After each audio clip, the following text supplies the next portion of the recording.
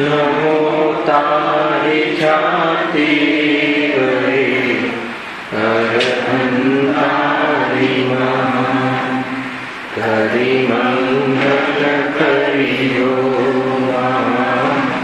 ग्रंथ करण को जाते समाज सब आवे मिथ्या भावती जे प्रगटे निज भाव ते जयवंत रहो सदा हे ज मोक्ष आज श्री मोक्ष मार्ग प्रकाशक ग्रंथ से बीजा अधिकार पर आप लोग स्वाध्याय चाली रहे से टॉपिक से नवीन बंध केवी रीते थाय छे।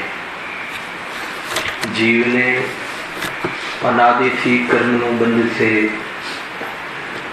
ए तो सिद्ध कर्यु, परंतु हर समय जे कर्मनो बंध थाय छे, ज्ञानावरणी आदि कर्मनो बंध थाय छे, ए कई रीते थाय छे। प्रश्न ये अहियां करे छे कि ज्ञानावरणी आदि दर्शनावरणी अंतराय जे बधा कर्म छे एना बंधमां निमित्त कोण छे, अर्थात तो एना बंधनुं उपादान कारण पण कोण छे। बंधी रीते विचार करी शकीए छीए। ज्ञानावरणीय कर्मनो बंध अत्यारे चालू छे के नहीं? चालू छे। तो ज्ञानावरणीय कर्मनो बंधनो हेतु कोण छे, निमित्त कोण छे? प्रश्न ए छे। अत्यारे आपणे जयेशभाई स्वाध्याय करी रह्या छीए, आत्माना बारामां विचार करी रह्या छीए, आत्माना ज्ञान माटे वेदज्ञान रूप विचार पण करी रह्या छीए। ए वखते ज्ञानावरणी दर्शनावरणी अंतराय आदि कर्मनो बंध चालू छे के नहीं? चालू छे। तो ये ज्ञानावरणीय कर्म आदिना बंधमां कोण निमित्त छे?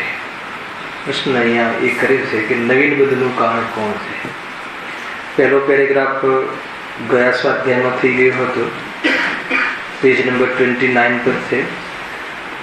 छतां एमां मूल वात ए आवी कि जीवनुं जे उपयोग लक्षण छे, वर्तमानमां जीवनुं जे ज्ञान स्वभाव प्रगट छे, ज्ञानावरणीय कर्मना क्षौषममां अर्थात तो अने दर्शनावरणीय कर्मना क्षौषम अने वीर्य अंतराय कर्मना क्षौषममां जेटलो ज्ञाननो उघाड़ छे, जेटला ज्ञाननी पर्यायमां व्यक्त रचना छे, ए आत्मानो स्वभाव छे, मूल आत्मानो स्वभाव छे। हवे ए जे स्वभाव छे जे ज्ञानावरणी आदि कर्मना क्षौषमना निमित्तमां उघाड़ थयो छे, एने अहींया स्वभावनो अर्थात तो केवल ज्ञाननो अंश कहे। एक अहींया विशिष्ट टॉपिक अहींया पंडितजी लीधो। यद्यपि ज्ञानावरणी आदि कर्मना क्षौषमना निमित्तमां उत्पन्न थયેલું છે, છતાં જેમ વાદળના હટવાના કાલે જે પ્રકાશ પ્રગટ થાય છે, એ પ્રકાશ સૂર્યનો અંશ છે। એ પ્રકાશ હટ્યા જે વાદળ એનો અંશ નથી। એટલું તો સામાન્ય ખ્યાલ આવે। પ્રકાશ ક્યાંથી આવ્યો? તો કે સૂર્યમાંથી આવ્યો। એ રીતે જ્ઞાનાવરણી કર્મના આવરણના હટવાના કાલે જે જ્ઞાન ઉત્પન્ન થયું છે, એ જ્ઞાન आत्मानो त्रिकाળી जे केवल ज्ञान आदि स्वभाव छे एनु प्रतिनिधित्व करतो अंश छे। अर्थात तो आत्मानु एवं लक्षण छे कि जे आत्माने बधा द्रव्योथी पृथक प्रसिद्ध करावे छे। आपणे एम समजी शकीए। એટલો તો ખ્યાલ આવ્યો। અહીંયા નવીન બંધના વિચારના પ્રકરણમાં પંડિતજીએ સૌથી પહેલા આ વાત ઊભી કરી, કેમ કે એમને શોધવું છે કે અમને બંધનું કારણ કોણ છે, નવા બંધનું કારણ કોણ છે। તો જ્ઞાનાવરણીય કર્મના ક્ષયક્ષમમાં તો સ્વભાવનો ઉઘાડ થાય છે, બરાબર છે. અને જ્ઞાનાવરણીય કર્મના ઉદયમાં જ્ઞાનનો સદભાવ થતો નથી. બે સિચ્યુએશન તમે સમજો. જ્ઞાનાવરણીય, દર્શનાવરણીય અને અંતરાય કર્મના ઉદયમાં સ્વભાવનો ભાવ અર્થાત તો સ્વભાવ પ્રગટ થતો નથી. જે સ્વભાવ પ્રગટ ન થયો એ બંધનું કારણ કઈ રીતે હોઈ શકે? જે છે જ નહીં એ કોઈને કઈ રીતે બાંધે? અને જે સ્વભાવ છે પ્રગટ એ બંધનું કારણ કઈ રીતે હોઈ શકે? એટલા માટે આ મુદ્દો ઉઠાવ્યો છે. મુદ્દો શું કામ ઉઠાવ્યો એ સમજો. એટલે જ્ઞાનાવરણીય કર્મનો ઉદય કે જ્ઞાનાવરણીયનો ક્ષયક્ષમ બંને અવસ્થાઓ જીવને નવા કર્મના બંધમાં નિમિત્ત નથી. સિદ્ધ એ કરવાનું છે. પણ આ પ્રકરણની વચ્ચે એમને આ બહુ સરસ ટોપિક મૂક્યો કે એ જે જ્ઞાનનો ઘાટનો અંશ છે, વિષય નહીં ભૂલતા. વિષય શું ચાલે છે કે નવીન બંધનું કારણ કોણ છે? તો નવીન બંધના કારણના પ્રકરણમાં પંડિતજીએ જ્ઞાનાવરણીય કર્મના ક્ષયક્ષમમાં જ્ઞાનનો ઉઘાડ જે થાય છે પર્યાયમાં, એ તો સ્વભાવનો અંશ છે, એટલે એ બંધનું કારણ નથી. એ કહી દીધું. જ્ઞાનાવરણીય કર્મના ઉદયમાં, હવે ઉદય લઈ લો, આવરણનો ઉદય અને આવરણનો ક્ષયક્ષમ, બે સિચ્યુએશન દીધું ને. તો ક્ષયક્ષમમાં તો આ બાજુ સ્વભાવનો ઉઘાડ થયો, એ તો બંધનું કારણ નથી. અને આ બાજુ ઉદય છે, ઉદય છે ત્યારે તો જ્ઞાન છે જ નહીં. હવે એ સંબંધી જ્ઞાન નથી તો એ જ્ઞાન નવા બંધનું કારણ કેવી રીતે? ઔદયિક અજ્ઞાન જેને કહે છે એ પણ નવા બંધનું કારણ નથી. બે વસ્તુ તમે હમણાં એને સેફ ડિપોઝિટમાં રાખો, ડિપોઝિટમાં. અને આની વચ્ચે પ્રશ્ન એ કર્યો, એ મેં એ પકડ આપ્યું કે આ જે પર્યાયનો અંશ છે, આ જે ઉઘાડરૂપ જ્ઞાનનો અંશ છે, એ કેવલ જ્ઞાનનો અંશ છે. એક સમયની પર્યાયમાં ચૈતન્યનો વિલાસ જે છે, ચૈતન્યને અનુસરીને થતું પરિણામ છે, એ સ્વભાવની ઓરથી જોવામાં આવે તો શું છે? એ કેવલ જ્ઞાનનો અંશ છે. અને એ કર્મ ઉપાધિની ઓરથી જોવામાં આવે કે એનો વિકાસ અલ્પ છે, અર્થાત તો ઓછો ઉઘાડ છે. તો ઉદયની ઓરથી જોવામાં આવે તો ઔદયિક અજ્ઞાન અર્થાત તો અલ્પપણું ભાષિત થાય છે એક. અને ક્ષયક્ષમની ઓરથી જોવામાં આવે તો કર્મના ક્ષયક્ષમ પ્રમાણ ઉઘાડ જોવા મળે છે. બે વસ્તુ ખ્યાલ આવે. કર્મનો ઉદય છે એટલે એમાં પૂરું ન જાણે એવી જાતિની ત્યાં યોગ્યતા છે, એટલે અજ્ઞાન પણ છે એક જ અંશમાં. અને એ વખતે કર્મનો ક્ષયક્ષમ છે જ્ઞાનાવરણી, તો અલ્પ ઉઘાડ છે. તો અલ્પ ઉઘાડ અને ઔદયિક અજ્ઞાન એ કર્મની ઓરથી જોવામાં આવે તો આ એક ઉઘાડું જ્ઞાનના અંશમાં આવી ઉપાધિઓ, આવી રીતે એની બહારની ઉપાધિઓ જોવા મળે છે. બે વસ્તુ થઈ. હવે એ નહીં, હવે એ ઉઘાડરૂપ અંશને સમજો.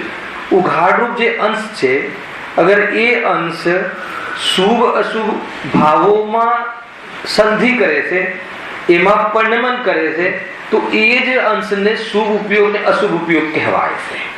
બરાબર છે? અર્થાત એને ઔદયિક ભાવ કહી દેવામાં આવે છે. એ જ ઉઘાડરૂપ જ્ઞાનના અંશનું નામ શું પડી ગયું? ક્યારે કે એ છે ને એનો શુભ ઉપયોગ ને અશુભ ઉપયોગ. ઉપયોગ જ્ઞાનની પર્યાય છે, પણ શુભ રાગ અને અશુભ રાગમાં જોડા, એમાં વેપાર કરે છે, તો એનું નામ શુભ અને અશુભ ઉપયોગ પડી ગયું. તો જ્ઞાનાવરણીય કર્મના ક્ષયક્ષમના આધાર પર એને છદ્મસ્તનું જ્ઞાન કહેવાયું, અલ્પ જ્ઞાન કહેવાયું. અને ઉદય થયો જ્ઞાનાવરણીય કર્મનો તો એ જ અંશને ઔદયિક જ્ઞાન કહેવાયું. અને એ જો રાગાદી ભાવો સાથે મેલ કરે છે તો શુભ અશુભ ભાવ કહેવાયું. એક સમયની પર્યાયને કેટલા દ્રષ્ટિકોણથી જોવામાં આવે છે? અગર આ સાઈડથી જોવામાં આવે છે તો એ જ જ્ઞાનને, અને એ મિથ્યાત્વ સહિત વેપાર કરતું હોય તો એ જ્ઞાનને ભવ હેતુ કહેવામાં આવ્યું. ભવ હેતુ એનો ઉપયોગ કરે છે, એ જ જ્ઞાન. અને એ જ જ્ઞાનને જો સ્વભાવની ઓરથી એ વખતે જોવામાં આવે, એ જ જીવને, તો એ કેવલ જ્ઞાનનો અંશ છે. હવે તો બહુ જબરજસ્ત વાત છે. ज्ञान की प्रतिपल उठे तरंग, इसमें झांकता तम राम. પછી શું છે? अरे आबाल सभी गोपाल अभिराम। ख्याल आवे कि नहीं? ज्ञान की प्रतिपल उठे तरंग, झांकता उसमें आत्मराम। हर समय से ज्ञान कोनी, एकेंद्रिय नहीं, अज्ञानी नहीं कि केवल ज्ञानी नहीं, ज्ञान नहीं प्रतिपल तरंग उठे से ये आत्मा ने बतावे से, आत्मा ने उपलब्धि करावे से। आबाल सभी गोपाल, બધા જ જીવોને આ આત્મા પ્રાપ્તિ અર્થાત આત્મા સુલભ છે, આત્મા પ્રાપ્ત છે। એવું નથી કે જ્ઞાનીને જ આત્મા પ્રાપ્ત છે, જ્ઞાનીને આત્માનો અનુભવ છે પુરુષાર્થથી। એને ખ્યાલ આવે કે નહીં? એ વાત એટલું જ એનો સ્વીકાર છે, અજ્ઞાનને સ્વીકાર નથી, ત્યાં જુદો ભેદ પડે। એટલે અહીંયા શું કહે છે કે પ્રતિપલ તરંગ ઉઠે છે એ તો આત્મા છે, એ બાજુથી જોવામાં આવે તો गजब से। પછી શું ભૂલ કરી એને? પર સત્તા में प्रतिबद्ध किर मटकट सी गहन अनंत। गजब से। पाकर खोया भगवान मैंने कभी नहीं देखा उसने। આ ભૂલ થઈ ગઈ। ખરેખર ભૂલ એનાથી આ થઈ કે એ છતાં પર સત્તામાં એના જ્ઞાનમાં જે પદાર્થ જણાયો એની સાથે સંબંધ કરે અને શું થયું? કીર મરકટસી ગહલ અનંત, પોપટ અને બંદર એના જેવી એનામાં ખોટી અર્થાત તો અજ્ઞાનતાના કારણે શું હતું? અજ્ઞાનતા પોપટને ખ્યાલ છે? ઓલી જે નળી હોય ને, નળી ભાઈ એના પર લટકી જાય છે, એટલે આમ બેઠવું હોય છે, નળી ફરી જાય છે, પાઇપ ફરી જાય છે, ફરી જાય છે એટલે પોપટ ઉલટો થઈ જાય છે, તો એના પગ બાંધી દે છે। હવે એને એમ થાય છે કે હું પડી દઈશ, પણ એને ઉડવાનો સ્વભાવ છે એ ભૂલી ગયો છે। પગ છોડી દે તો ઉડવાનું જ છે, કેમ કે એને તો ઉડવાનો સ્વભાવ છે। ખ્યાલ આવે કે નહીં? તો એ સ્વભાવને ભૂલી ગયો છે। હવે ને ઓલી નળી આપણે કપડા સુકવીએ છીએ ને, પાઇપ હવે ગોળ ગોળ ફરે, એના પર પોપટ બેઠો હોય ને એ નળી ફરી ગઈ તો પોપટ એને પકડી લેશે એને કે હું પડી ગયો। તો હવે પકડી લેશે તો હવે એને છૂટવા માટે શું કરવાનું છે? ખાલી એને પોતાનો સ્વભાવ મારો ઉડવાનો છે એનો બોધ થઈ જાય તો છૂટો છે। હા, ખ્યાલ આવે કે નહીં? એવી દશા થઈ છે આપણી કે હર પ્રતિપલ તો જ્ઞાનની તરંગ ઉઠે છે, પણ એ જ્ઞાનની તરંગ ઉઠે છે પરંતુ એ આત્મા છે એવું સ્વીકાર નથી કરતો। અહીંયા પંડિતજી કહે છે કે એક સમયની જે જ્ઞાનની પર્યાય છે એ શું છે? केवल ज्ञान नो अंश है। जो स्वभावनी ओरથી જોઈએ તો એ વાસ્તવમાં કેવલ જ્ઞાનનો અંશ છે। કેવલ જ્ઞાનનો અંશ કેમ કીધું? કેવલ જ્ઞાન પણ જાણે છે, કોઈનું કરતું નથી। કેવલ જ્ઞાન પણ પર પદાર્થને પૃથક રાખીને જાણે છે, તો આપણું જ્ઞાન પણ વેદ જ્ઞાન જ્યોતિ છે। કોઈ વેદ જ્ઞાન પૂર્વક આત્મજ્ઞાનની વાત નથી અહીંયા। દરેક જીવનું જ્ઞાન વેદ કરતું પ્રવર્તે છે। આપણું જ્ઞાન પણ પર પદાર્થોથી જુદું થતું એમાં પ્રગટ થાય છે જ્ઞાન તો। હવે મોહ એમ કહે કે મારું થઈ ગયું, આપણે સાઈડમાં કરી દો। જ્ઞાનનું શું પોઝિશન છે? આત્માનું જે લક્ષણ છે, સ્વભાવ છે, આપણું પણ આ ઘડિયાળને જ્યારે જાણે, ભલે મારું છે એમ માનીને જાણે, એ વખતે પણ જાણવામાં આ ઘડિયાળ આવતી નથી, જુદું રાખીને જ જ્ઞાન તો જાણે છે। એ જ્ઞાનનો સ્વભાવ છે। હેલો, અને જ્ઞાન નિર્મલ છે। કોનું? કેવલ જ્ઞાનીનું કે જ્ઞાન સ્વભાવે નિર્મલ છે? કેમ કે જ્ઞાનમાં ઘેની ગંધ આવી જાય, જ્ઞાન ઘે મિશ્રિત થઈ જાય તો જ્ઞાન મલિન થઈ જાય। પણ આજ સુધી કોઈનું જ્ઞાન ઘેમાં ભલે મારું માને પણ ઘે અને જ્ઞાન બે એક નથી થયા એટલે નિર્મલ છે। નિર્મલ છે, સ્પષ્ટ છે। એવી જે ભેદ જ્ઞાન જ્યોતિ દરેક જીવનું જે લક્ષણ છે, પોતાના સ્વરૂપને અનુસરીને પર પદાર્થને પૃથક રાખીને ઉદ્ભવતું એ જ્ઞાન, જ્ઞાનનો અંશ નિરંતર प्रतिपल उठे तरंग झांकता उसमें आत्मराम। एमा आत्मराम ज उपलब्ध थाय छे। आत्मा ज छे, ए ज आत्मा छे, એટલું સ્વરૂપ સમજવાનું છે। હવે એ જે એક સમયની જે તરંગ ઉઠે છે, હવે એ જ તરંગને હવે કર્મની ઓરથી જોઈએ છીએ, સમજો તો એ અલ્પ પણ દેખાય છે, એનો વિકાસ નથી થયો।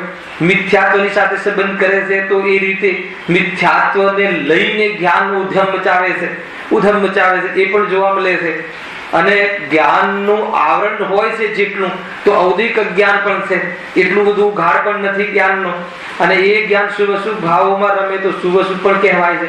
તો એક જ જ્ઞાનની પર્યાયને કેટલા એંગલથી જોવામાં આવે છે. વાત અહીંયા એ છે, હવે મૂળ વિષય પંડિતજી અહીંયા એક વિષયને ઉભો કર્યો અને એમાં પછી એમ કહ્યું હજુ માનો કે જ્ઞાન છે, એ જ્ઞાન ઇન્દ્રિય જ્ઞાન પણ નામ પામે છે. ખ્યાલ આવ્યો? કેમ? ઇન્દ્રિયને અવલંબન લઈને જયારે કાર્ય કરે છે ત્યારે એ જ જ્ઞાન ઇન્દ્રિય જ્ઞાન ન ઇન્દ્રિયોનું હોય છે કે ન જ્ઞાન પર પદાર્થોનું હોય છે. જ્ઞાન તો જ્ઞાયકનું અતિન્દ્રિય જ હોય છે. કોનું જ્ઞાન અતિન્દ્રિય છે? દરેકનું જ્ઞાન સંપૂર્ણ જે પણ છે બધું અતિન્દ્રિય છે. પણ એ કમજોર હોવાના કારણે છદ્મશ્રેષ્ઠતામાં એ ઇન્દ્રિયોની સંગતિ કરે છે, એટલે ઇન્દ્રિયોને લઈને એનું નામ ઇન્દ્રિય જ્ઞાન પડ્યું છે. અને એમાં પર લક્ષ્ય હોય તો એ જ્ઞાનથી ભેદ જ્ઞાન કરાવવામાં આવે છે કે આ જ્ઞાન આત્મા નથી. કઈ ગાથા? નિસારની 31મી 30, 31, 32 ગાથા છે ને. ઇન્દ્રિય, દ્રવ્યેન્દ્રિય, ભાવ ઇન્દ્રિય, ઇન્દ્રિયના વિષય, એ બધા ઇન્દ્રિય છે, આત્મા નથી. આવ્યું કે ના આવ્યું? ભાવ ઇન્દ્રિય કહેવાય ને, ભાવ ઇન્દ્રિય છે આ ઇન્દ્રિય જ્ઞાન. ઇન્દ્રિયના અવલંબનમાં થતો જ્ઞાનનો ક્ષય.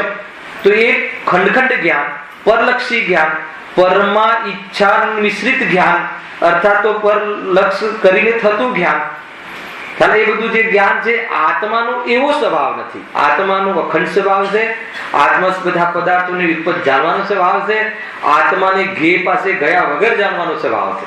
પણ કમજોરીના કારણે જે આ જ્ઞાનની જે આવી દશા જે થાય છે પરાધીનપણાની, એ પરાધીન દશાને પણ જ્ઞાનના સ્વભાવમાં નથી લેતા. જ્યારે એ જ જ્ઞાનને ઇન્દ્રિયની ઓરથી જોવામાં આવે છે.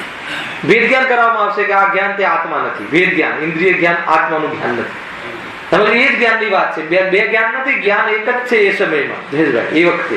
તો એ રીતે છે ને પેલું શુભ અશુભ કી જડતા તો દૂર, પરાયા જ્ઞાન વહાં પર કી. આખી સિદ્ધ પૂજનમાં શેખ થાય છે. શુભ અશુભ ની જડતા તો એ તો છે જ નહીં આત્માનું, પણ પરાયા જ્ઞાન, પરલક્ષી જે જ્ઞાન છે એ જ્ઞાન પણ આત્મા નથી, અનાત્મા છે. તો પછી આત્મા કયું છે?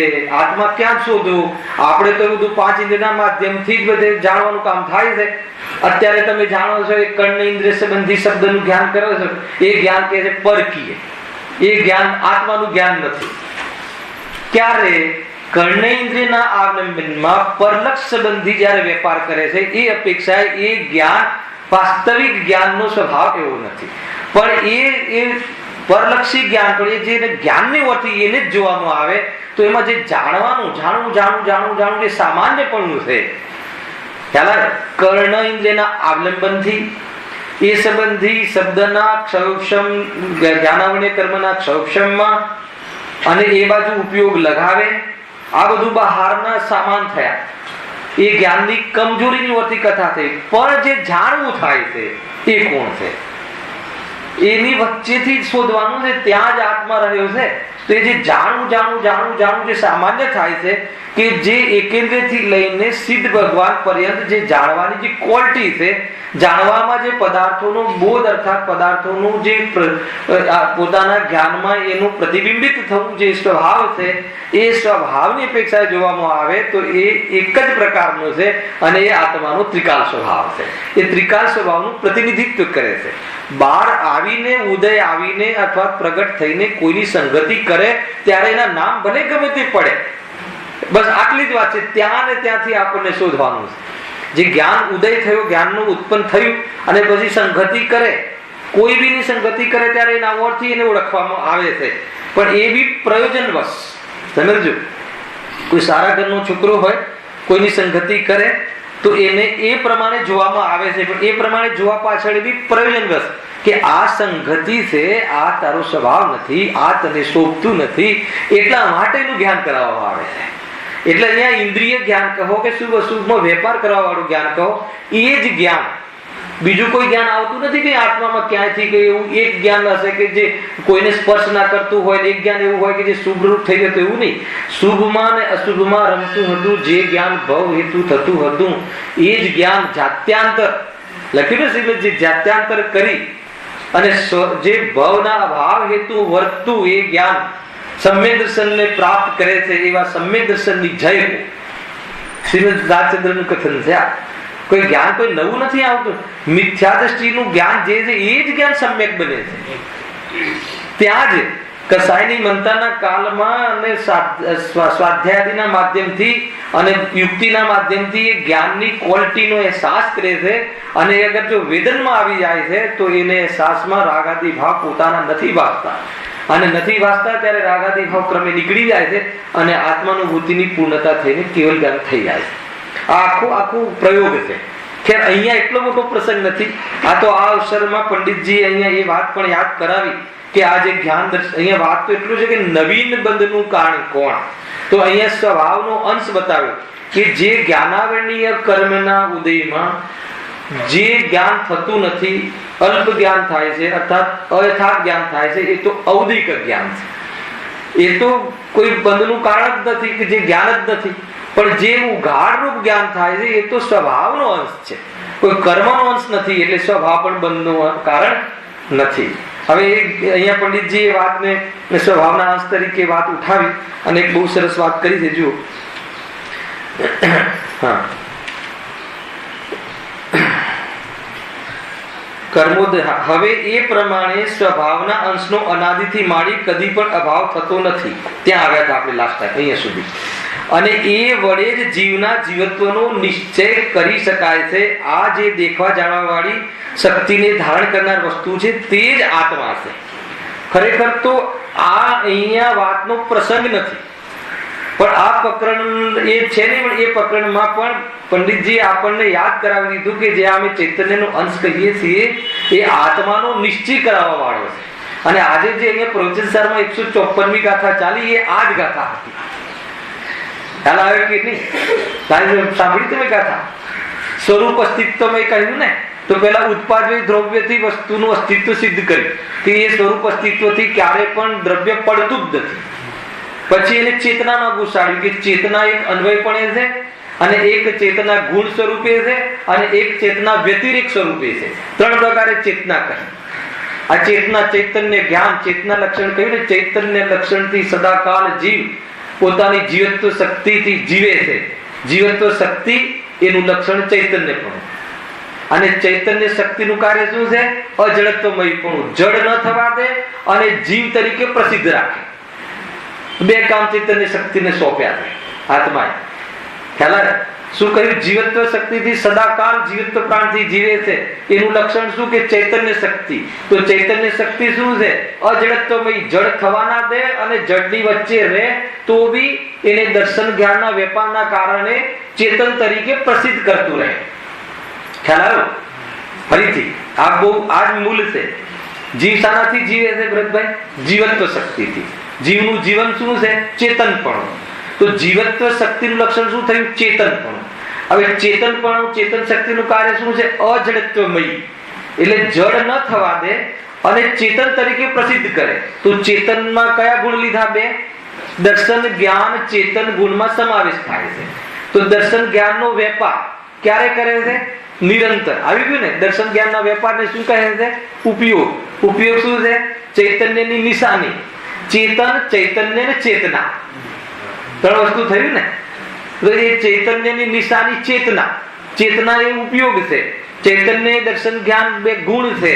ચૈતન્યના વિભાગ કરીએ તો. અને એ અજડત્વમય શક્તિ છે, જડ ન થવા દે અને ચેતનમય રાખે જીવત્વ શક્તિ ચેતનના કારણે. અને જડ ન થવા દે ચિત્તી શક્તિ. અને જડ તરીકે જીવ તરીકે પ્રસિદ્ધ કરે એ દર્શન જ્ઞાનનો વેપાર. ચેતન શક્તિમાં 2 ગુણ સમાયેલા છે, દર્શન અને જ્ઞાન. તો સર્વ શું કહેવાય છે એને? દર્શી શક્તિ, સર્વદર્શી શક્તિ ને સર્વજ્ઞ શક્તિ. એ તો દર્શન ને જ્ઞાનનો ઓર વિકાસ છે. અહીંયા દર્શન જ્ઞાનથી બી આપણું કામ થઈ જાય છે. જે હર સમય જ્ઞાનનો વેપાર છે ને, ચૈતન્ય શક્તિ. તો પ્રવચન સારમાં તમારે એ વિષય આવ્યો કે ચેતના જે ચેતન છે અન્વયપણે છે. એટલે હંમેશા છે જીવ છે. એ પછી કહ્યું કે ચૈતન્ય જે ગુણ છે, ત્યાં ગુણની વાત કહી. તો ચૈતન્ય ગુણ શું છે?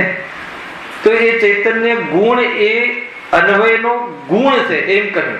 અને પછી એનો વ્યતિરેક શું છે? તો તો કે પૂર્વની પર્યાયનો વ્યય, નવી પર્યાયનો ઉત્પાદ, એ બંનેને ચૈતન્ય સ્પર્શે છે, એ એના વ્યતિરેક છે. ખરેખર બહુ મોટી ગાથા છે. તમને સામાન્ય હિન્ટ આપું છું, કેમ કે કાલે આપણે જાણતા હતા કે નહીં, આજે આપણે શું કરીએ છીએ જાણીએ, આવતીકાલે શું કરીશું ખ્યાલ આવે. તો કાલે જે જાણતા હતા એ કોણ હતું? હું હતો. આજે જાણીએ છીએ કોણ છે? હું છું. આવતીકાલે જાણીશું એ કોણ હશે? હું છું. ત્રણેયમાં હું આવી એ શું છે? દ્રવ્ય. અને ગઈકાલે જાણવા રૂપ હતું એ આજની અપેક્ષાએ પૂર્વની પર્યાય થઈ. આજે એ જાણવું નથી રહ્યું, એ જાણવું નથી રહ્યું, પણ એ જાણવા વાળો રહ્યો છે. ખ્યાલ મનુષ્ય પર્યાયમાં શું કરો છો? જાણવાનું. સ્વર્ગમાં શું કરશો? જાણવાનું. ખ્યાલ એ છે. બહુ સરળ ભાષામાં કહું છે. એમાં ઉત્પાદ વે ધ્રુવ્ય ત્રણે આવી ગયા.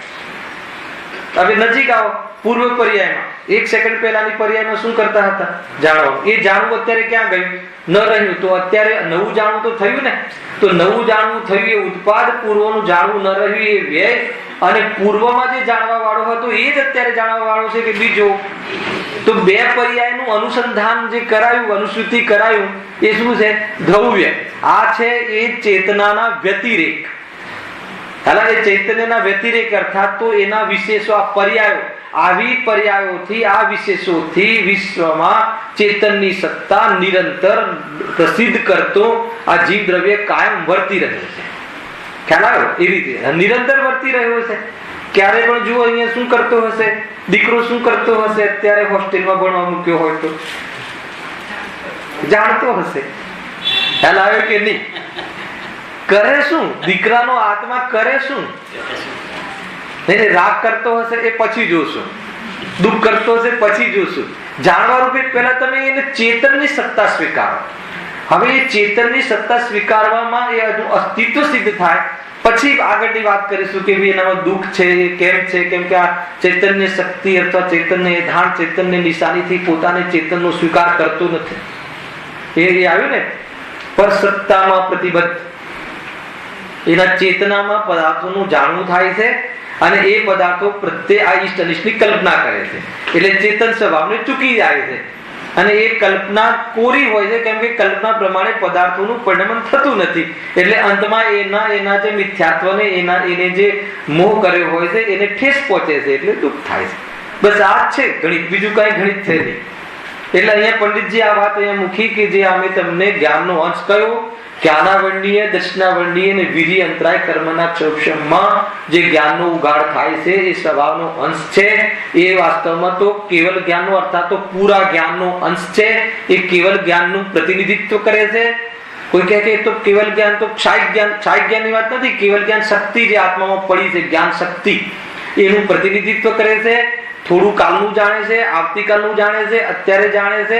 અગર એટલું લક્ષણ ખ્યાલ આવ્યો તો ત્રણેય કાળનું જાણવાની એનામાં ક્ષમતા છે. પર્યાયમાં એવી ક્ષમતા છે. ભલે હાલ આવરણ છે પરંતુ એનામાં ક્ષમતા છે. અને એ સ્વરૂપમાં ડૂબી જાય તો હાલ એ કેવલ જ્ઞાન લઈને ઉભો થાય એવી ક્ષમતા છે. આ રીતે તું તારા એક અંશના પ્રતિનિધિત્વ, એની પાછળ આખો જે સ્વભાવ પડ્યો છે, સ્વભાવવાન પડ્યો છે, એનો તું નિર્ણય કરી શકે છે, એની તું શ્રદ્ધા કરી શકે છે અને એમાં ઉપયોગને તું લીન કરી અને આનંદ કરી શકે છે. એટલી મોટી વાત અહીંયા કહેવી હતી એક જ લીટીમાં. ખરેખર પ્રકરણ નથી, પણ પ્રકરણમાં નથી છતાં પંડિતજી આ વાત છેડી છે જો. અને એ જ વડે જીવના જીવત્વનો નિશ્ચય કરી શકાય છે. કોના વડે? જે આગળ કહ્યું ને, જો આગળથી વાંચવું છે તે જ્ઞાન, તેમ જીવનો જ્ઞાન દર્શન વિધેય સ્વભાવ છે. અને પેલા ઉદાહરણ પછી જીવનો જ્ઞાન દર્શન વિધેય શું છે? સ્વભાવ છે. તે જ્ઞાનાવરણ, દર્શનાવરણ, અંતરાયના નિમિત્તથી જેટલો પ્રગટ નથી તેટલો તો તે કાળમાં અભાવ છે. જેટલો પ્રગટ નથી એટલો તો અભાવ છે. માનો કે આ ઘડિયાળને હું જાણું છું, પણ આ ઘડિયાળ કઈ કંપનીની છે અથવા કઈ મેટલની છે એ અત્યારે નથી જાણતો. તો જેટલો નથી જાણતો એટલો જ્ઞાનનો એબ્સન્ટ છે, અને જેટલું જાણું છું એટલું જ્ઞાનનો સદભાવ છે. બંને એક સમયમાં છે. એબ્સન્ટ પણ કાર્ય છે અને પ્રેઝન્ટ પણ કાર્ય છે. આ ઘડિયાળનું ડીપનેસ, આ ઘડિયાળનું તથ્ય, એ સંબંધી ઘડિયાળ મારી છે કે નથી એ વાત જુદી થઈ ગઈ. એ મિથ્યા જ્ઞાન ને સમ્યક જ્ઞાનની વાત આવી ગઈ. ઘડિયાળ પૂતગલની છે, જીવની ના હોય વાત જુદી છે, પણ ઘડિયાળ સંબંધી આ પદાર્થ સંબંધી વિશેષ જ્ઞાન હોવું, એમાં ઘડિયાળ છે તો મને જ્ઞાન થયું કે આ ઘડિયાળ છે, પણ મેટલની છે કે પ્લાસ્ટિકની છે કે કયો કલર છે કે આ મને સિલ્વર દેખાય છે, તમને ગોલ્ડન દેખાય છે, તો એ સંબંધી જે પૂરું જ્ઞાન નથી, એ ઔદૈકિક જ્ઞાન. હા, અને જેટલું જ્ઞાન છે એટલું ક્ષયક્ષમ જ્ઞાન. ખ્યાલ આવે? ક્ષયક્ષમ કેમ કહ્યું? કેમ કે એટલા જ્ઞાનાવરણીય દર્શનાવરણીય વીર્ય અંતરાય સંબંધી એનું ક્ષયક્ષમ છે, એટલો જ્ઞાનનો ઉઘાડ છે, અને જેટલો ઉઘાડ નથી એનો ઉદય છે એટલો એ જ્ઞાનનો અભાવ છે. તો એક જ સમયમાં એક જ પદાર્થ સંબંધી કેટલું જ્ઞાન છે ને કેટલું જ્ઞાન નથી એવી સિચ્યુએશન જ્ઞાનમાં સંભવે છે. ખ્યાલ આવે? એમ અહીંયા કહ્યું. તથા એ કર્મોના ક્ષયક્ષમથી જેટલો જ્ઞાન દર્શન અને વીર્ય સેવા પ્રગટ વર્તે છે તે જીવના સ્વભાવનો અંશ જ છે.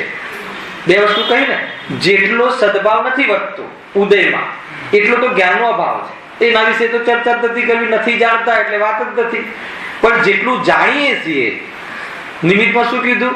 જ્ઞાનાવરણીય, દર્શનાવરણીય અને અંતરાય, 3 કર્મ લીધા. ત્રણેય કર્મના ક્ષયક્ષમમાં જેટલું જાણવું થાય છે એ સ્વભાવનો અંશ છે. અને એ સ્વભાવનો જે અંશ છે, વાત તો એ લેવી છે કે જે સ્વભાવનો અંશ છે એ બંધનું કારણ કઈ રીતે હોઈ શકે. પણ અહીંયા વાત બીજી વચ્ચે મૂકી દીધી કે કર્મોદય જન્ય ઔપાધિક ભાવ નથી. જો એ કર્મોદય જન્ય નથી, કર્મોદય જાણ્યો નથી, કોને? જ્ઞાન સ્વભાવને. એ જ્ઞાન કર્મ હટ્યા ત્યારે પ્રગટ થયું એ વાત સત્ય છે, પણ એ સ્વભાવ આવ્યો છે ક્યાંથી? તો કે જ્ઞાનકમાં. એટલે એ સ્વભાવનો અંશ છે. હવે આ સ્વભાવના અંશને શું કામમાં આવે છે? જો આગળ. અને એ વડે જ જીવના જીવત્વનો નિશ્ચય કરી શકાય છે. ફરીથી હવે એ પ્રમાણે સ્વભાવના અંશનો અનાદિથી માળી કદી પણ અભાવ થતો નથી. પહેલા વચ્ચે લીટી નાખી. હવે એ પ્રમાણે એટલે એ જે સ્વભાવનો અંશ છે એ અનાદિથી માળી કદી પણ અભાવ થતો નથી. ક્યારે પણ અભાવ થાય ખરો? હીન અધિક થઈ જાય પણ અભાવ ન થાય. એટલા માટે એના દ્વારા ચેતનનો અનેક મળેલા દ્રવ્યોની વચ્ચે જીવ પદાર્થનો બીજા પદાર્થથી પૃથક એની સ્વતંત્ર અસ્તિત્વનો નિર્ણય કરી શકીએ છીએ. ખ્યાલ? શરીરની વચ્ચે પણ રહેલો આત્મા એનો આપણે શરીરથી ભિન્ન એનો નિર્ણય કરી શકીએ છીએ. નિર્ણય કરીને શું કરવું?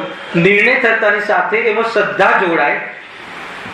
શ્રદ્ધા જોડાય એટલે શું? આ હું છું એવું અપનત્વ આવે, શરીર આદિથી પરાયપણ આવે, તો એમાં શ્રદ્ધા જોડાય અને એમાં જ્ઞાન એમાં શ્વસનમુખ વર્તે અને ઉપયોગ એમાં સ્થિર થાય તો આનંદ પ્રગટ થાય. બસ આ ઉપાય છે, બીજો કોઈ ઉપાય નથી. એટલે બધાની વચ્ચે જે બધા અનેક પદાર્થો મળેલા છે એની વચ્ચે જે જીવ પદાર્થ રહેલો છે એને પૃથક કરવાની એક ચૈતન્ય નિશાની કઈ છે? આ જે જ્ઞાન અંશ ઉઘાડ છે એનાથી આપણે ચેતનને બધાની વચ્ચે જુદો તારવીએ છીએ. પ્રશ્ન એ છે કે બધાની વચ્ચે જુદો તારવીને શું કરવું છે? આ તો એક મૂળ વાત છે. જુદો તારવવાનો અર્થ એ છે કે જ્યાં જુદાપણું ભાષિત થયું ત્યાં જીવની બધી ઉપાધિઓ મટી ગઈ. આ તો તમારે રોજ યાદ કરવું. આ તો લોકમાં પણ પ્રસિદ્ધ છે. જ્યાં આપણો સંબંધ ન રહ્યો, જુદાપણું એટલે શું? એની જોડે આ જુદો, હું જુદો. ચાલો, દીકરી પરણાવી તો હવે એનું સુખ દુઃખ એનું જુદી થઈ ગઈ ને. ભલે ઘરમાં આવે કલાક, 2 કલાક, 4 કલાક, પણ દ્રષ્ટિમાં જુદી થઈ ગઈ ને. હવે એનું નુકસાન, એનું જે પણ છે એનું.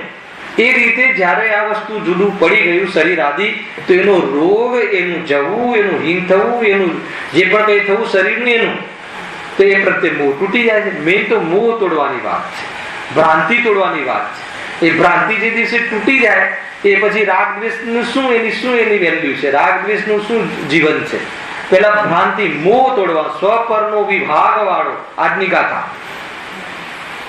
જ્યારે એનું અસ્તિત્વ સિદ્ધ થાય છે પ્રગટ અને સ્વતંત્ર, ત્યારનો મોહ એટલે ભ્રાંતિ, બે દ્રવ્યો વચ્ચેનો સંબંધ જે આપણે રાખીએ છીએ દ્રષ્ટિમાં, એ તૂટી જાય છે.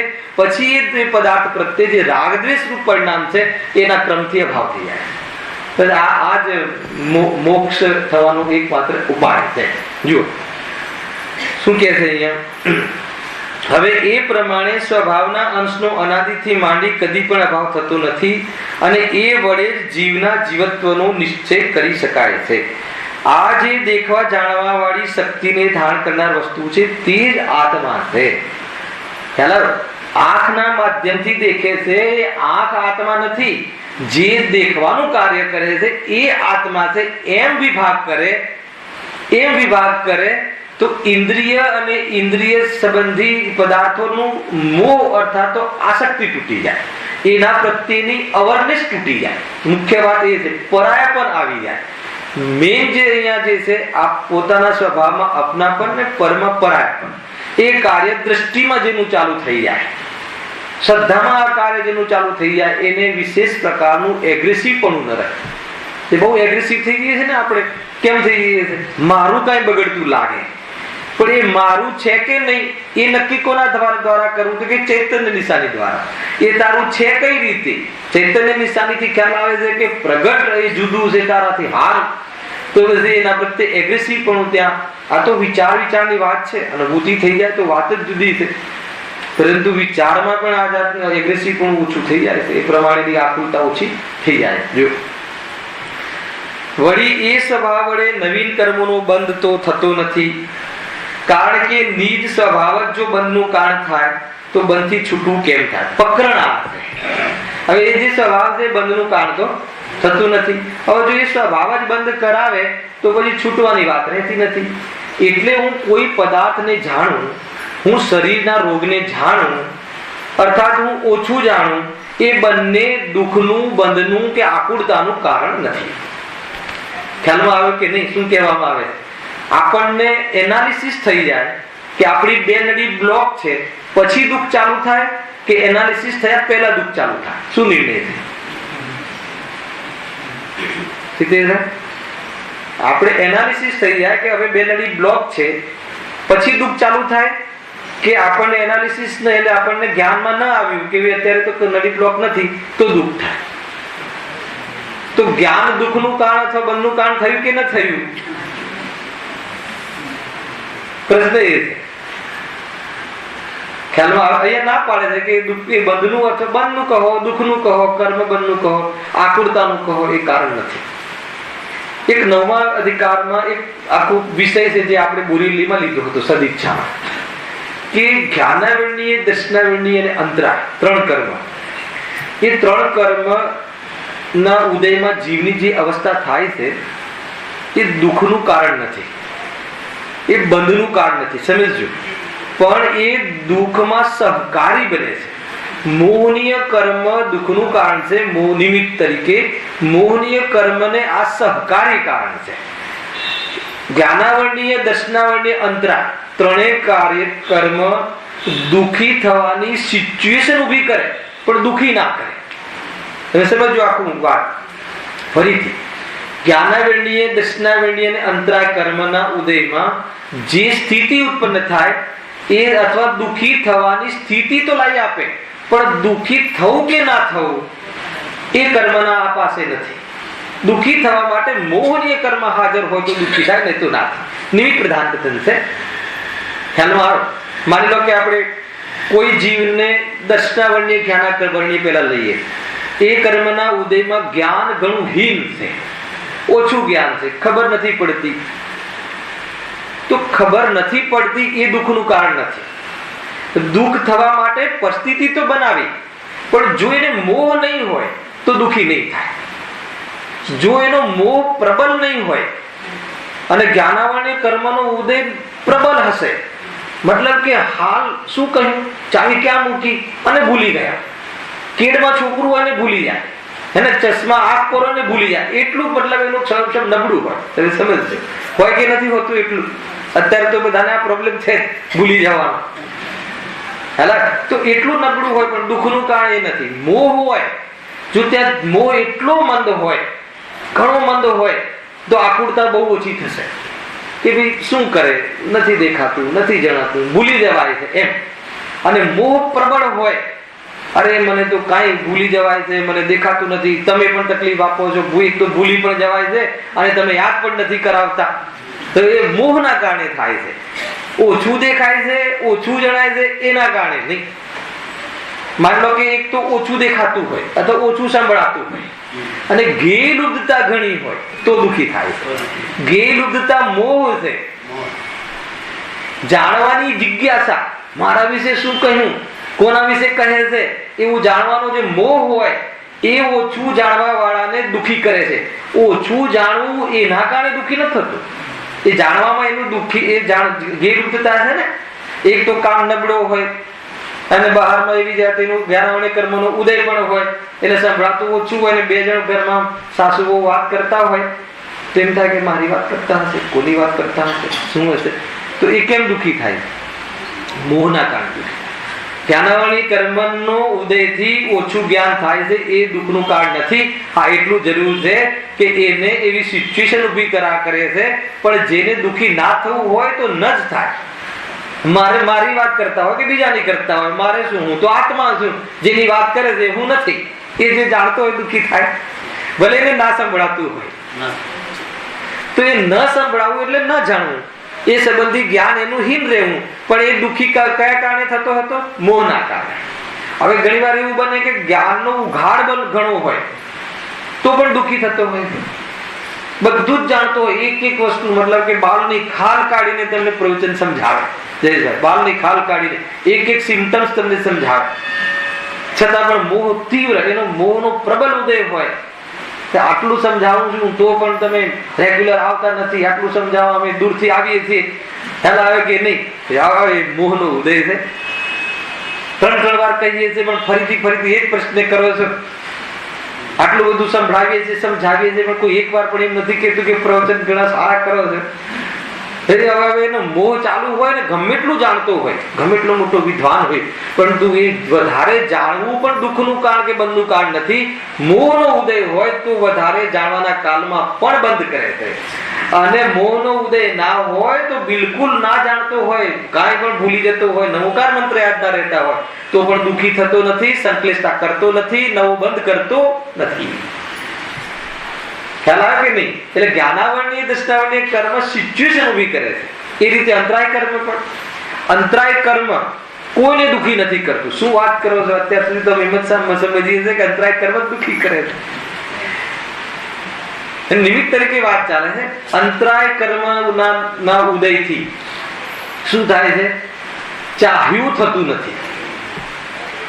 આપણે એમ ચાહીએ કે આજે એડમિશન મળી જવું જોઈએ, આપણે એમ ચાહીએ કે આજે વરસાદ ના આવવો જોઈએ, આપણે એમ ચાહીએ કે આજે ઓર્ડર મળી જવું જોઈએ, અને આપણે એમ ચાહીએ કે આજે તો બસ 1 લાખ રૂપિયા મંદિરમાં લખાવી દેવા છે. અને એમાં અંતરાય કર્મનો ઉદય આવે, એને ઘરમાંથી કહી દે કે નહીં હમણાં વ્યવસ્થા નથી, જે પણ જે બી રીતે બહારમાં અંતરાય આવી ગઈ વખતે અંતરાય કર્મનો ઉદય કહેવામાં સામાન્ય વાત છે. તો એ ચાહ્યું ન થવું એ અંતરાય કર્મનું કાર્ય છે, પણ એમાં દુઃખી થવું કે ના થવું એ મોહનીય કર્મનું કાર્ય છે. બહારમાં ગમે તેવું બહારમાં પ્રતિકૂળ અવસ્થા થઈ જાય, અસાતાવિક કર્મનો ઉદય કહો કે અંતરાય કર્મનો ઉદય કહો, જે બી બંને કર્મ લાગુ પડે છે, બહુ એમાં ડીપ નથી જવું. આખો 9મા અધિકારમાં મોટો વિષય છે, આપણે લઈશું. ખાલી એટલું વિચાર કરવું છે કે અંતરાય કર્મનો ઉદય આવે છે ત્યારે બહારમાં એની જે ઈચ્છા હોય છે એના અનુકૂળ બહારમાં સાધન સામગ્રી નું ન મળવું એવી અવસ્થા ઊભી થાય છે. હવે એવી અવસ્થા ઊભી થાય છે એ બંધનું કારણ છે કે નહીં, દુઃખનું કારણ છે કે નહીં? તો કે બંધનું કારણ, જો ત્યાં મોહનીય કર્મનો સદભાવ હોય, મોહનો ઉદય હોય તો જલ્દી દુઃખી થાય, તો જ દુઃખી થાય. ને મોહનીય કર્મ ના હોય તો દુઃખી ના થાય અથવા બંધ ના થાય. હવે મુનિરાજ ને પૂર્વ કર્મના ઉદયથી બહારમાં અત્યારે જંગલમાં આટલો વરસાદ, આપણે બહાર આટલી કાલે વીજળીના ગાજવીજ સાથે કોઈ બેઠા હશે કે નહીં પર્વતની ટોચ પર કે નદીના કિનારા ઉપર, તો બહારના આવી જાતિની પરિસ્થિતિઓ આવે છે. આહારમાં આવવા સંબંધી એમને યોગ્ય અનુકૂળતા નથી મળતી, એટલું ચાલે પણ નહીં, આટલા વરસાદમાં બહાર નીકળે પણ નહીં. તો હવે અંતરાય કર્મનો ઉદય છે, તો એ દુઃખ, અચ્છા એમને જ્ઞાન થાય છે કે નથી થતું એ સંબંધી? અચ્છા કોઈ એમની મતલબ કે સ્તુતિ કરે અને કોઈ એમને નિંદા કરે તો જ્ઞાન થાય છે કે નથી થતું? જ્ઞાન નિંદાનું પણ થાય છે ને સ્તુતિનું પણ થાય છે. વિચક્ષણ બુદ્ધિ વાળા હોય છે. હમણાં અમારે ગાડીમાં વાત નીકળી કે આપણને તો એમ લાગે છે કે કાલે વરસાદનું, અરે મુનિરાજ પાસે એવું જ્ઞાન હોય છે કે એમને સુગંધથી ખ્યાલ આવી જાય કે અહીંયા બહુ મોટી હોનારત થવા વાળી છે, પરંતુ ભાગમ ભાગ કે આકુળતા કેમ કરતા નથી? કેમ કે એમની પાસે દર્શન મોહ નથી અને ચારિત્ર મોહ પણ બિંદુ સમાન છે, એટલે દુઃખી નથી થતા. એટલે એવી પ્રકારનો આપણે જેવો બંધ કરીએ છીએ એવો નવીન બંધ એમને થતો નથી. એટલે નવીન બંધનું કારણ કોણ થયું? મોહની એક કર્મ નિમિત્ત તરીકે, અને અંતરંગ તરીકે જોઈએ તો રાગદ્વેષ મોહ રાગદ્વેષ આદિ ભાવ એ બંધનું કારણ થયું. એટલે અહીંયા પંડિતજીને જે ચાર ઘાતી અઘાતી કર્મનું આગળ વર્ણન કર્યું, પછી એમાં અનાદિથી બંધાયેલા છે. હવે નવીન બંધનું કારણ કોણ છે? તો જ્ઞાનાવરણીય, દર્શનાવરણીય અને અંતરાય અને મોહનીય ચાર ઘાતી કર્મમાં જે ત્રણ કર્મ જે આત્માના ગુણોના ઘાતમાં નિમિત્ત બને છે એ નવા કર્મના બંધમાં નિમિત્ત નથી, એમ અહીંયા કહે. આજા નવા બંધમાં સહકારી અને એમાં મદદમાં નિમિત્ત તો બને છે પણ બંધ નથી કરાવતા. જ્ઞાનાવરણીય કર્મનો બંધ જ્ઞાનાવરણીય કર્મના ઉદયથી નથી થતો. અહીંયા એમ કહેવું છે. આ નવું જે આપણને જ્ઞાન પર આવરણ કરવાનો બંધ થાય છે, અત્યારે જ્ઞાનાવરણીય કર્મ બંધ થાય છે ને, તો એ મોહના કારણે, મોહનીય કર્મના કારણે આઠો કર્મનો બંધ થાય છે. એક કર્મ કે મોહનીય કર્મની સત્તા નીકળી જાય, ઉદય નીકળી જાય તો નવો બંધ નથી રહેતો. ગજબ છે. જ્ઞાનાવરણીય કર્મમાં જ્ઞાનાવરણીય કર્મનો બંધ કરવાની તાકાત નથી. ઓછું જ્ઞાન થાય છે, જીવની વર્તેલો, જીવના ભાવ, જીવના પરિણામ. ઓછું જ્ઞાન થવું એ જીવની પર્યાય, એનાથી બંધ કે દુઃખ નથી થતું. એ વખતે મોહ કરે મોહનીય કર્મના ઉદયમાં તો દુઃખી થાય છે, નવીન બંધ થાય છે. ખ્યાલ આવે કે નહીં? પોતાને હીન સમજે કે અમને તો જ્ઞાન જ નહીં આવું છે, અમે તો ભૂલી જઈએ છીએ, આકૃતા કરે, સંકલેશતા કરે, આજ રોજ ધ્યાન કરે તો નવું બંધ થાય છે. અને જ્ઞાનની એ વખતે એની યોગ્યતા એટલી જ છે, એને ખ્યાલમાં રહે અને બહુ વિશેષ જાણવાની નહીં, બહુ વિશેષ પંડિતાની એને જિજ્ઞાસા ન રહે તો દુઃખી ન થાય. ખ્યાલમાં આવે છે કે નહીં? એટલે જે બંધ કહો કે દુઃખ કહો એક જ વાત છે. નવીન બંધ કોણ કરે છે? તો કહે છે કે સ્વભાવનો અંશ ખુલ્લો થયો છે, એ તો બંધનું કારણ નથી. જેટલું જ્ઞાનનો ઉગાડ નથી એ તો અભાવ વર્તે છે, એ બંધનું કારણ નથી. એટલે જ્ઞાનાવરણીય કર્મના ઉદયમાં થતું જ્ઞાન, અજ્ઞાન અને એના ક્ષેત્રમાં થતું જ્ઞાન એ બંને બંધનું કારણ નથી. એટલે જ્ઞાનાવરણીય કર્મ બંધમાં હેતુ નથી. કોઈને એવું લાગતું હોય ને કે હું ઓછું જાણું છું એટલે મને બંધન છે. અરે લૌકિક દ્રષ્ટિ બી જોઈએ તો જેને જ્ઞાન બહુ નથી એવા જીવો બાહ્ય ઘણી સામગ્રી વાળા જોવા મળે છે. લૌકિકના સુખની વાત કરી, ઇન્દ્રિય સુખ ખ્યાલ આવે કે નહીં? ઇન્દ્રિય સુખ જે કહેવાય છે લૌકિકમાં, હવે એ બધા ભણેલા હોય છે એવું જરૂરી નથી. એટલે જ્ઞાનને સુખ દુઃખ સાથે સંબંધ નથી. ખ્યાલ આવે કે નહીં? જ્ઞાન ઓછું હોવું કે વધારે હોવું એની સાથે બંધને સંબંધ નથી. બંધ સાથે તો ખોટી શ્રદ્ધા અને રાગદ્વેષને જ સંબંધ છે. મૂળ વાત આ છે. ખ્યાલ? કેવલ જ્ઞાન 13મા ગુણસ્થાને જ્ઞાન પૂર્ણ થાય છે અને સુખી એના પહેલા થઈ જાય છે. 12મા ગુણસ્થાને જીવ પૂર્ણ સુખી થઈ જાય છે. ખ્યાલ આવે છે? અરે ચોથા ગુણસ્થાને દ્વાદશાંગ વાણીના પાઠી ઉજવા મળે છે, સૌ ધર્મેન્દ્ર આદિ. અને છઠ્ઠા સાતમા ગુણસ્થાનમાં અંદરમાં પ્રચુર આનંદનું વેદન કરતા અંગૂઠા છાપ જોવા મળે છે. ખ્યાલ આવે કે નહીં? છઠ્ઠા સાતમા ઝૂલતા મુનિરાજ. જ્ઞાન, યથાર્થ જ્ઞાન સુખનું કારણ છે. જ્ઞાનનું વધવું કે ઘટવું સુખ દુઃખ સાથે સંબંધ નથી. આ બરાબર ધ્યાન રાખજો.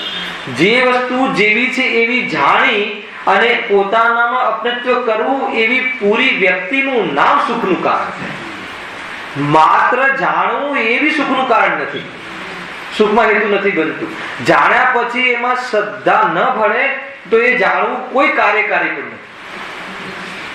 તમે જોઈ લેજો, જયારે આ દિશામાં વાત ચાલી છે તો આ સમજો. કેમ કે અહીંયા જેટલા જીવ બેઠેલા છે રાજેશભાઈ, એ કોને ખબર નથી કે શરીર અને આત્મા જુદું છે? આત્મા અનંત ગુણોનો પિંડ છે, શરીર જળ છે, એમાં સ્પર્શ ગંધ વર્ણન છે, અશુચિથી ભરેલું છે, એમાં સૂચિ છે નહીં. આત્માનો સૂચિ સ્વભાવ છે, શરીરનો અશુચિ સ્વભાવ છે. બંને પ્રત્યક્ષ ભિન્ન છે, બંનેમાં અત્યંત ભાવ છે. એક અણુ માત્ર પણ આત્માનો થતો નથી. દરેક કાર્ય પોતાના સ્વકલમાં થાય છે, પર્યાય સ્વતંત્ર એના સત્કારકથી થાય છે. આત્માનો જાણવાનો સ્વભાવ છે. રાગ આત્માનો ત્રિકાળ સ્વભાવ નથી. એક સમયની પર્યાયની યોગ્યતામાં થતી ભૂલ છે. આ જેટલી બી વસ્તુઓ છે, આમાં જેટલા બેઠેલા છે એમાંથી કોણ નથી જાણતું કેટલા જીવ સુખી થયા? પ્રશ્ન ખ્યાલમાં આવ્યો? જાણીએ છે ને બધા, તો સુખી થયા કે નહીં થયા? અશોકભાઈ, આટલું જાણીએ છીએ ને, આત્માનો સ્વભાવ સુખ છે, રાગ નથી, જાણીએ છીએ ને, તો સુખી કેમ ન થયા? કેમ કે એમાં શ્રદ્ધા નથી જોડાઈ. શ્રદ્ધાનું જોડાવું બહુ મુખ્ય છે. શ્રદ્ધા ન જોડાય તો એ જ્ઞાન બસ પરલક્ષી જ્ઞાન છે, વિકલ્પાત્મક જ્ઞાન. એમાં શ્રદ્ધા સમર્પિત થાય અને જ્ઞાન એમાં શ્વસનમુખ. જ્ઞાનમાં એમાં શ્વસનમુખ એટલે શું? હર સમય જ્ઞાન એ નિર્ણયની પુષ્ટિ કરે. ભલે પરમાં જાય, જ્ઞાનનો તો સ્વભાવ એવો છે, પર તરફ પર ગેવો તરફ બી વેપાર કરે. અને પર તરફ જ્ઞાનમાં છદ્મસના જ્ઞાનનો તો એવો સ્વભાવ છે કે પર તરફ જ્ઞાનનો વેપાર કરે ત્યારે વેપારરૂપ સ્વનો વેપાર નથી કરી શકતું. જ્ઞાનની એવી કમજોરી છે, ઉપયોગરૂપ જ્ઞાન. ભલે એના જે લબ્ધ જ્ઞાનમાં આત્માને જાણતો રહે, પરંતુ ઉપયોગરૂપ જ્ઞાન તમે જ્યારે મકાન સંબંધી જ્ઞાનને ત્યાં પર સન્મુખ વેપાર કરો ત્યારે આત્મ સન્મુખ જ્ઞાન નહીં થાય. આત્માનું જ્ઞાન રહેશે સમ્યક દ્રષ્ટિ હશે તો, અને ગૌણપણે આત્મા દિવાલ નથી એ પ્રમાણે જ્ઞાન ત્યાં વ્યક્ત રહે છે, પણ એ ઉપયોગરૂપ જ્ઞાન તો દિવાલમાં ચાલે છે. તો પણ જ્ઞાન હવે ત્યાં શું કરશે કે જે શ્રદ્ધા સમર્પિત થઈ છે, પરના પ્રયોજનમાં કઈ પ્રયોજન નથી, એને જ પૃષ્ઠ કરશે. આ મૂળ કાર્ય ચાલુ થઈ જાય છે. એટલે એમાં એમ કહ્યું ત્યાં સ્વગે શક્તિ વધે છે. જ્ઞાન ક્યાં જાય? જ્ઞાન ભોગોમાં જાય, જ્ઞાન દુકાન આદિના વેપારમાં જાય, ઉપયોગ વેપારરૂપ. પણ જ્યાં એની શ્રદ્ધા સમર્પિત કરી છે કે આમાં સુખ નથી, પ્રયોજન મારું સિદ્ધ થતું, એને પૃષ્ઠ કરતું પાછું જ્ઞાન શ્વસનનું આવે. ત્યાં જ્ઞાનને એને પુષ્ટિ થવા જ દેતું નથી, ભલે વેપાર કરે. અને જેટલો રાગ છે એટલું ત્યાં પરિણમન પણ જોવા મળે. એટલે કોઈ કાલમાં કદાચિત કોઈ કાલમાં ઉપયોગ ત્યાંથી હટીને આત્મામાં સ્થિર થઈ જાય છે. એટલે એવી પાછી વારંવાર અનુભૂતિ કરે છે. આ આખો પ્રયોગ. એટલે એકલા જ્ઞાનની વાત નથી, જ્ઞાન સાથે શ્રદ્ધા મળે તો એની શરૂઆત થાય છે, અને એમાં ઉપયોગ વારંવાર સ્થિર કરે તો પરિણામમાં કસાય શક્તિના લેવલો તૂટે. આ બે વસ્તુ બરાબર યાદ રાખજો. હેલા શ્રદ્ધા ભલે ભળે જ્ઞાનમાં તો શરૂઆત થઈ જાય છે, અને વારંવાર ઉપયોગ એમાં રમે તો કસાયની શક્તિઓના જે લેવલ છે એ લેવલ તૂટતા જાય છે. પહેલી ચોકડી, બીજી ચોકડી, ત્રીજી ચોકડી, ચોથી ચોકડી લેવલ એ બધા બસ એ ઓરંડે છે એના જે છે ખ્યાલ આવે. તો એ પ્રમાણે આખું એનું ઘડતર થાય છે આખી પર્યાય. તો એટલા માટે કહ્યું, વાત તો એ હતી કે જે આપણી પાસે અત્યારે જ્ઞાન છે, આ મિથ્યાત્વ સહિત જ્ઞાન છે, એમાં પણ બંધન તો મિથ્યાત્વના કારણે થાય છે, જ્ઞાનના કારણે નથી થતું. ગજબ વસ્તુ છે. જ્ઞાનના કારણે બંધ થાય છે, જ્ઞાનના કારણે મોક્ષ થાય છે. જ્ઞાન તો સ્વપર પ્રકાશક, સૌને જાણવાનું કાર્ય નિરંતર કરી રહ્યું છે. એ જ્ઞાનના આધાર પર જ્ઞાયકમાં અહમપણું કરે તો મોક્ષની શરૂઆત થાય છે, અને એ જ્ઞાનમાં જણાતા જ્ઞેયોમાં અહમપણું કરે તો સંસાર ચાલુ રહે છે. તો બે વસ્તુ સમજો, ત્યાંનું ત્યાં છે. હવે જ્ઞાનની તો એવી જાતિની સ્વરૂપ છે, એની સ્વચ્છતા છે. એ ગંદકી હોય તો ગંદકી જલકે, આપણા મનમાં કલુષતા હોય તો કોણ આપણે જાણીએ છીએ કે નહીં? મને તમારા પ્રત્યે માયાચારી હોય તો મારા જ્ઞાનમાં માયાચારી છે હું જાણું છું કે નહીં? અને સર્વજ્ઞ પણ જાણે છે કે નહીં?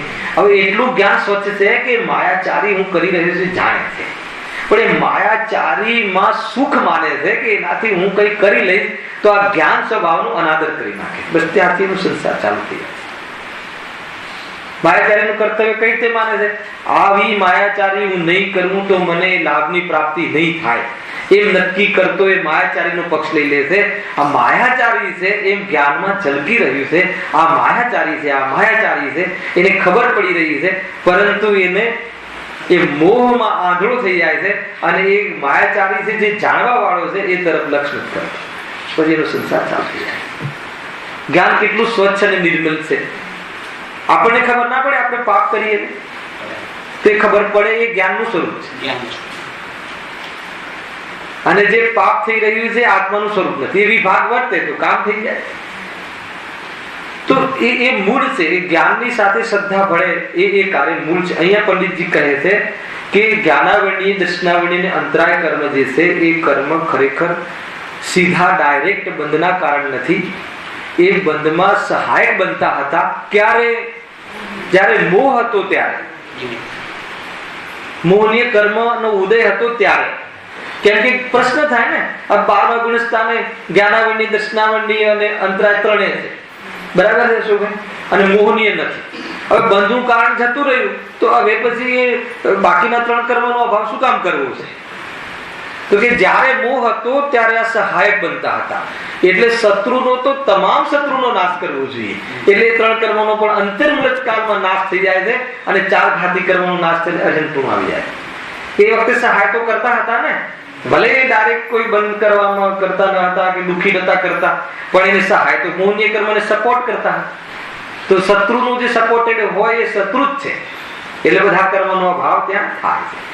બહુ સરસ અધિકાર છે 9મો અધિકાર. અહીંયા એટલા માટે યાદ કર્યો અધિકારને કે અહીંયા પંડિતજી એ જ વાત કરે છે કે ભાઈ બંધનું કારણ વાસ્તવમાં જ્ઞાનાવરણીય આદિ કર્મ પણ નથી, એનો ઉદય પણ નથી અને એનો ક્ષય પણ નથી. સ્વભાવ પણ બંધનું કારણ નથી અને એ હીનતા છે આપણને, એ પણ બંધનું કે દુઃખનું કારણ નથી. તો નવીન બંધનું કારણ કોણ થાય છે એની ચર્ચા હવે આગળ આપણે વાંચીએ. વળી એ સ્વભાવ વડે નવીન કર્મનો બંધ થતો નથી, કારણ કે નીચ સ્વભાવ જ જો બંધનું કારણ થાય તો બંધથી છૂટું કેમ થાય? વળી એ કર્મના ઉદયથી જેટલા જ્ઞાન, દર્શન અને વીર્ય અભાવરૂપ છે તે વડે પણ બંધ થતો નથી, કારણ કે જ્યાં પોતે જ અભાવરૂપ છે ત્યાં તે અભાવ અન્યનું કારણ કેમ થાય? આ બે તો ખ્યાલ આવે. ત્યાં મેં પ્રશ્ન એ કર્યો કે જ્યારે જ્ઞાનાવરણીય આદિ જ્ઞાન પર આવરણ કરવા વાળા કર્મો બંધનું કારણ નથી તો પછી એનો રોલ ખરો કે નહીં? તો કે સહાયક થવામાં રોલ છે. એ આપણે નવી વાત એટલે પંડિતજીની 9મા અધિકારમાં લખી હતી, અહીંયા યાદ કરી અને વળી પાછું ત્યાં અનુસંધાન કરીશું તો 2 પિરિયડ એમાં ચાલશે.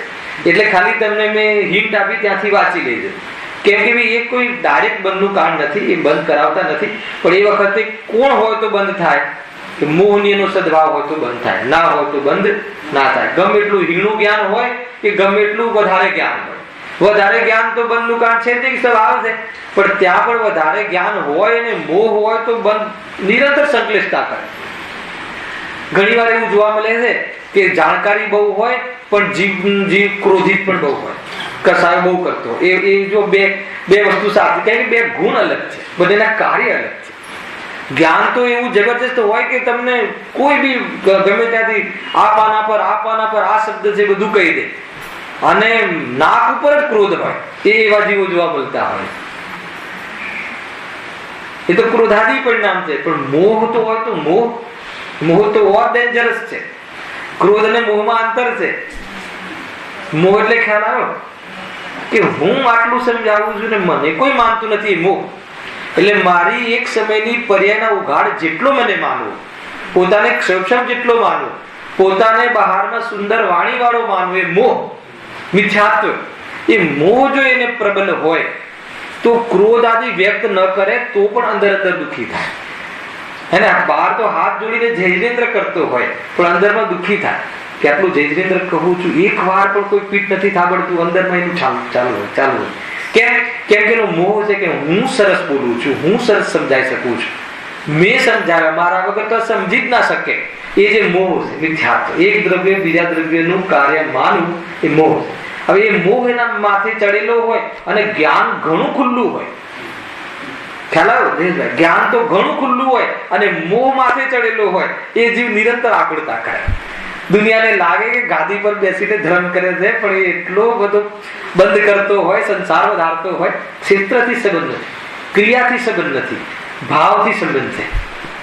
એ શું માને છે ને શું સમજે છે એની સાથે સંબંધ છે.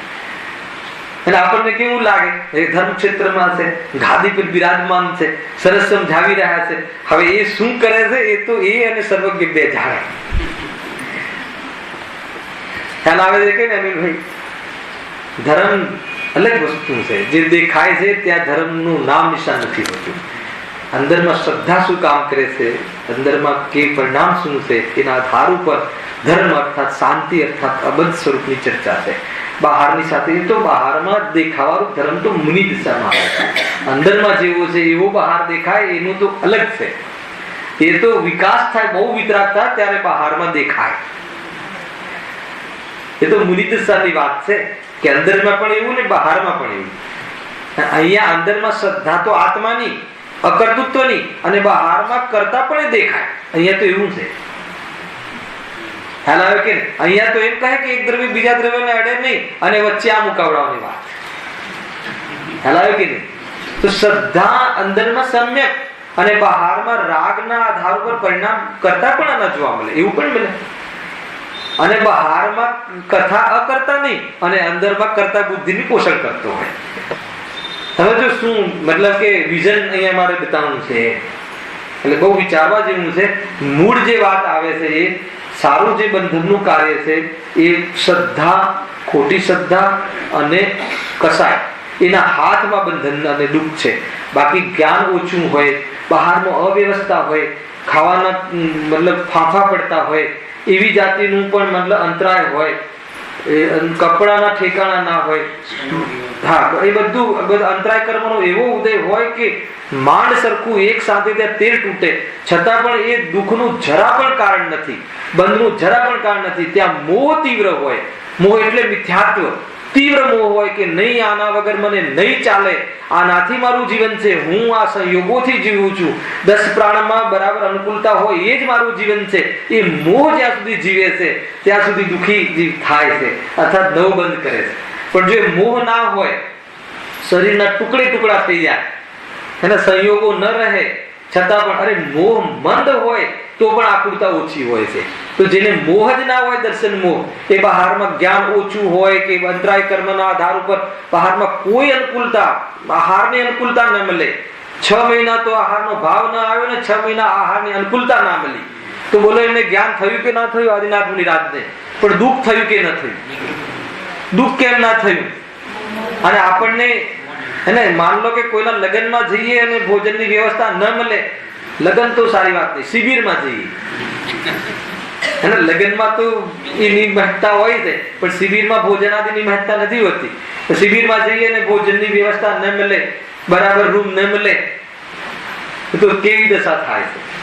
કેમ કે મોહ. અરે એ એક પ્રવચન શાંતિથી ના સાંભળી શકે. કેમ?